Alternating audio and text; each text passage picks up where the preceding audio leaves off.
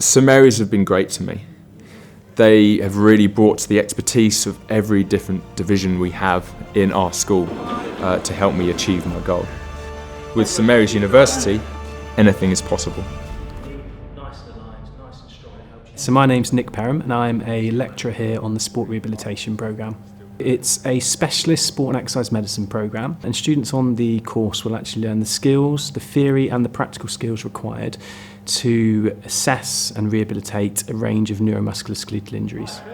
So we're here in the rehab gym. I've had my fair few sessions with the rehab department. Obviously I've had 4 knee surgeries, so I'm really looking forward to this because I think there's a few issues with my hip and my knee that I need to really work on before I head up the mountain.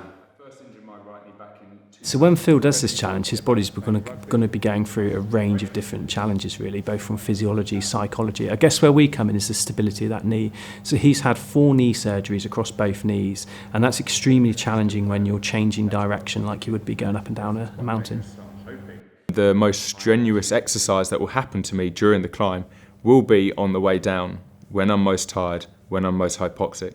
So I need to make sure that my knees and all the surrounding musculature are fine, are strong to deal with that stress, but at the same time be able to deal with that stress after 8 hours of walking uphill beforehand.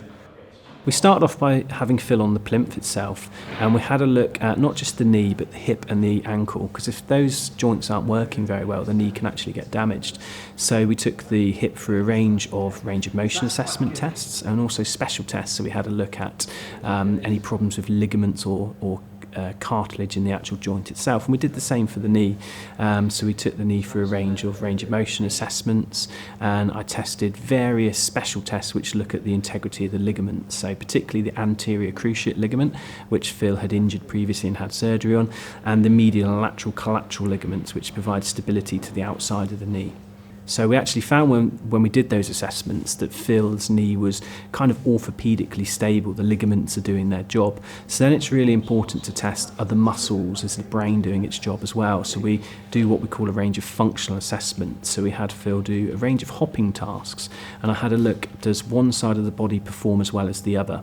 And we can work out from that what's called a limb symmetry index. That allows us to say, is the injured side as good as the uninjured side, and work out a percentage. And we always want people to be within about a 10% deficit from one side to the other.